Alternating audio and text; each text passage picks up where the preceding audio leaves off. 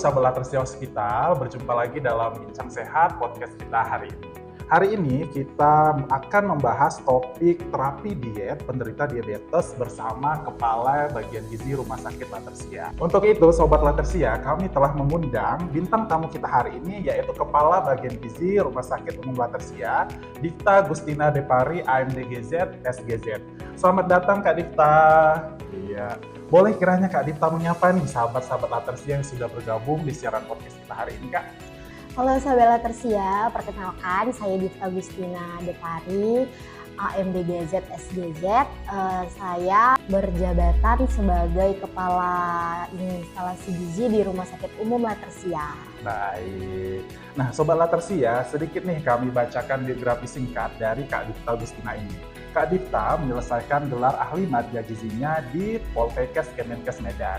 Kemudian Kak Difta melanjutkan gelar sarjananya di kampus Universitas Medistra Lubuk Pakam, Sumatera Utara. Dan saat ini Kak Difta berkarir di Rumah Sakit Umum Latersia sebagai Kepala Gizi yang bertugas untuk memantau dan memberikan asupan gizi yang baik dan pas bagi para pasien rawat inap di Rumah Sakit Latersia. Nah, Kak Difta, langsung aja nih Kak tentang topik pembahasan kita hari ini. Apa sih Kak sebenarnya penyakit diabetes ini Kak? Boleh sedikit Kakak jelaskan kepada sahabat-sahabat Latersia Kak? Oke, baik.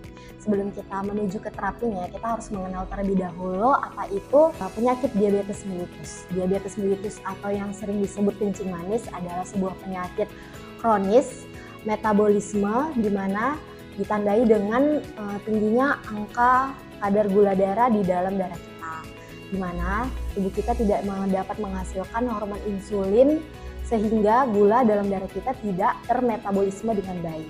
Baik, jadi itu tadi penjelasan singkat tentang penyakit diabetes ya Kak ya, diabetes mellitus lebih tepatnya ya Kak ya. Iya.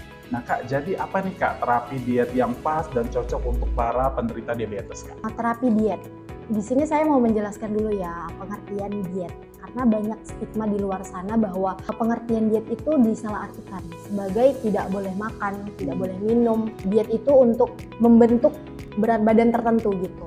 Sebenarnya salah ya teman-teman. Diet adalah mengatur pola makan, jenis dan cara makan kita untuk menjaga kesehatan tubuh kita.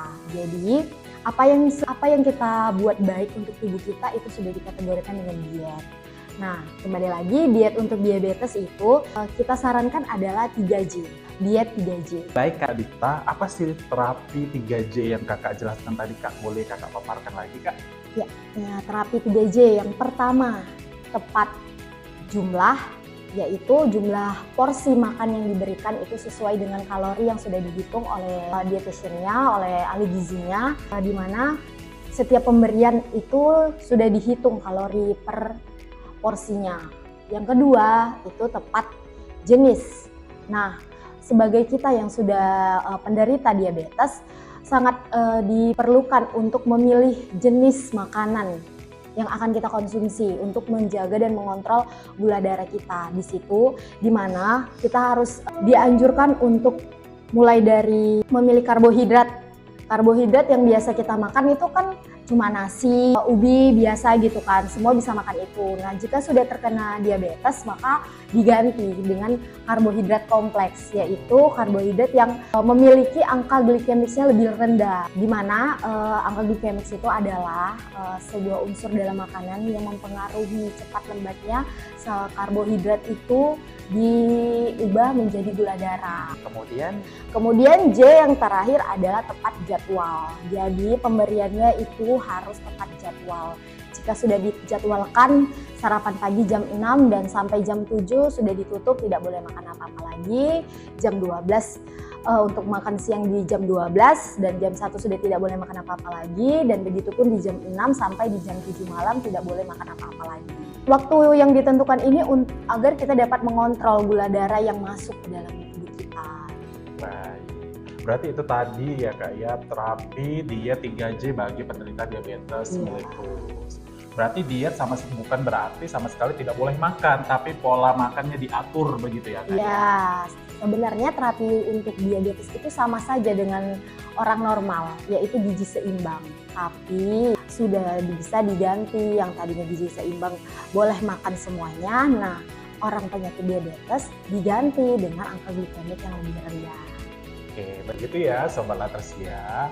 Nah, Kak Difta, apakah ada saran menu masakan untuk penderita diabetes ini sendiri, Kak?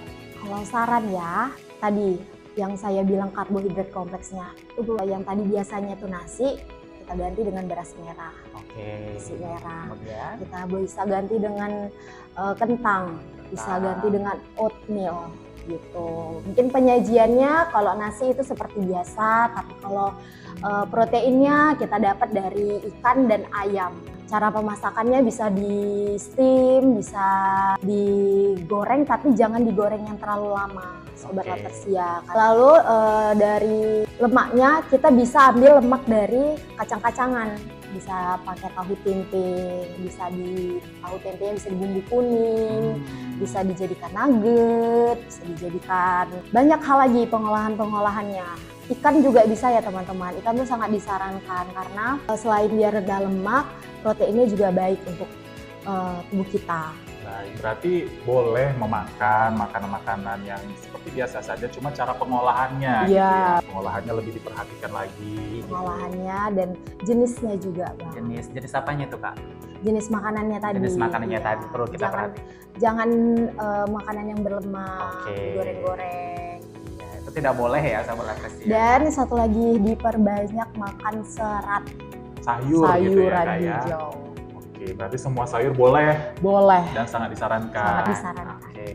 Nah, Kak Difta, tadi kan kita sudah membahas tuh apa penyakit diabetes, kemudian juga terapi apa yang sebaiknya dilakukan bagi penderita diabetes. Nah, apakah ada tips nih Kak bagi kita orang yang sehat agar terhindar dari penyakit diabetes dan menjaga gula darah agar tetap terkontrol? Oke, baik.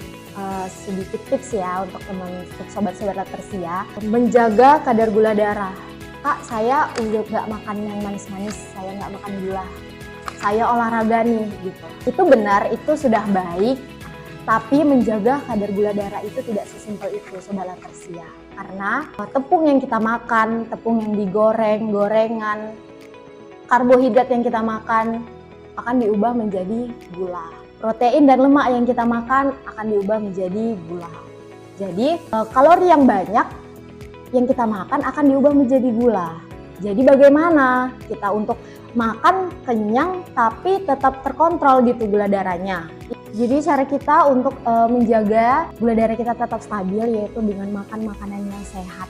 Dengan kita mengisi sepiring kita dengan perbanyak makan serat, sayur, buah-buahan, lalu sedikit karbohidrat, dan pilih protein yang baik, ikan dan ayam, boleh daging tapi jangan daging yang berlemak.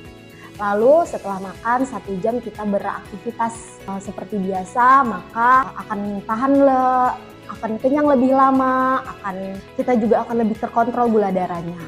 Jadi itu tadi ya Kak Difta ya, tips dan triknya untuk sahabat Latersia yang belum terkena penyakit diabetes mellitus itu ya Kak ya.